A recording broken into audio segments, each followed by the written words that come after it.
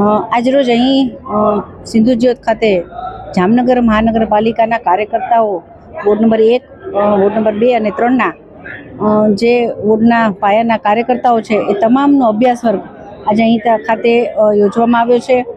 રાત્રિ રોકાણ સાથેનો આ અભ્યાસ વર્ગ કાર્યકર્તાનું ઘડતર કરવામાં મદદરૂપ થાય છે. કાર્યકર્તા જે પાર્ટી માટે કામ કરે છે એ જેની જે વિચારશૈલી છે, જે એની કાર્યપદ્ધતિ છે, એના માટે પણ પોતે સુનિશ્ચિત થાય છે કે હું જે પાર્ટી માટે કામ કરું છું એ પાર્ટી ખરેખર રાષ્ટ્ર નિર્માણ માટે કામ કરી રહી છે. એટલે એક મજબૂત કાર્યકર્તા થકી એક મજબૂત રાષ્ટ્રનું નિર્માણ થાય એ હેતુથી આ પ્રશિક્ષણ વર્ગો ભારતભરમાં યોજાયા છે અને ભારતીય જનતા પાર્ટીમાં દર તબક્કે યોજાતા હોય છે.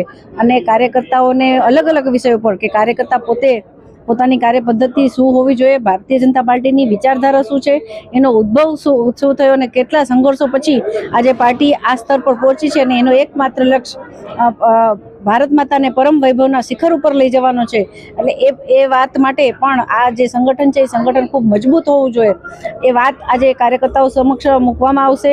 અલગ અલગ વક્તાઓ દ્વારા આ જે પ્રશિક્ષણ વર્ગ છે એમાં કાર્યકર્તાને એના વિચારો માટે સ્પષ્ટ કરવામાં આવશે કે જો એક ભારતીય જનતા પાર્ટીનો કાર્યકર્તા હોય તો એ કેવો હોવો જોઈએ અને જે કાર્યકર્તા જે પાર્ટી માટે કામ કરે છે એની વિચારધારા શું છે, એ કઈ વાતથી વરાયેલી છે, સૌનો સાથ અને સૌના વિકાસ સાથે અને છેવાડાના માનવીને આ અલગ અલગ યોજનાઓનો લાભ પણ પહોંચે, એ તમામ વસ્તુ આ અભ્યાસ વર્ગમાં પ્રશિક્ષક કરવામાં આવશે. અને મને એવું લાગે છે કે આપણે જે ભારત જે ગતિમાં જઈ રહ્યો છે, જે એની વિકાસની ગતિ છે, એમાં આ કાર્યકર્તાઓના નિર્માણ થકી એને વધુ વેગ મળશે. વસ્તુ ભારત માતા કી જય.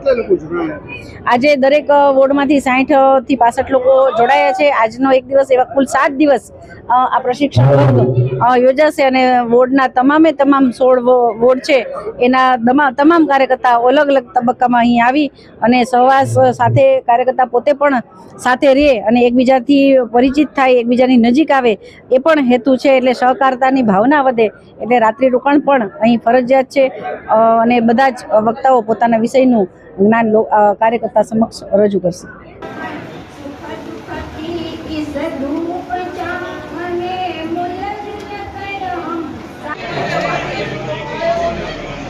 ભારત માતા કી જય.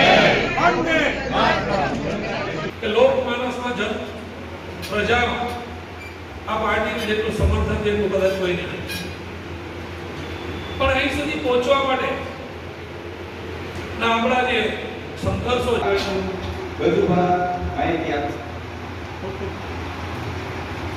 ખૂબ ખૂબ ધન્યવાદ પ્રમુખ શ્રી.